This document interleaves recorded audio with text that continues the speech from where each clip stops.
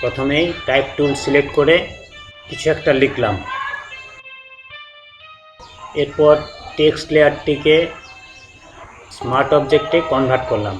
তার জন্য টেক্সট লেয়ারটির উপরে মাউসের পয়েন্টার রেখে রাইট ক্লিক করলাম এবং কনভার্ট টু স্মার্ট অবজেক্টে ক্লিক। এখন এই স্মার্ট অবজেক্ট লেয়ারটির আরেকটি কপি করলাম। তার জন্য কিবোর্ড থেকে Ctrl+J প্রেস করলাম। এরপর কিবোর্ড থেকে Ctrl+T প্রেস করে ট্রান্সফর্ম অংশ চালু করলাম। মাউসে রাইট ক্লিক করলাম এবং নিচের দিকে ফ্লিপ ভার্টিক্যাল অংশে ক্লিক করলাম। এরপর মাউস দ্বারা ড্র্যাগ করে ওই লেয়ারটিকে উপরের লেয়ারের নিচে প্লেস করলাম। আবারও মাউসে রাইট ক্লিক করে এবার পার্সপেক্টিভ অংশে ক্লিক করলাম। এরপর মাউস দ্বারা এই কর্নার হোল্ড করে সাইড দিকে ড্র্যাগ করলাম। এরপর এই অংশে ক্লিক করলাম। এখন এটি হচ্ছে মেন লেয়ার, টেক্সট লেয়ার, এটি তার শ্যাডো লেয়ার।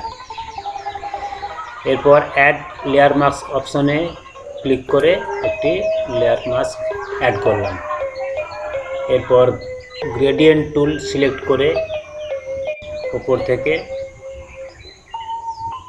2 নম্বর অপশনটি চুজ করলাম এবং এটা খেয়াল রাখলাম যেন ফোরগ্রাউন্ড এবং background colour black and white থাকে। এরপর কিবোর্ড থেকে শিফট চেপে ধরে মাউস ক্লিক করে এভাবে ড্র্যাগ করলাম।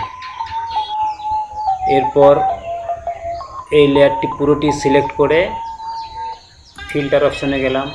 ওখান থেকে ব্লার অপশন, ব্লার থেকে গজিয়ান ব্লার সিলেক্ট করলাম। এরপর এই স্লাইডারটি রাইট লেফট করে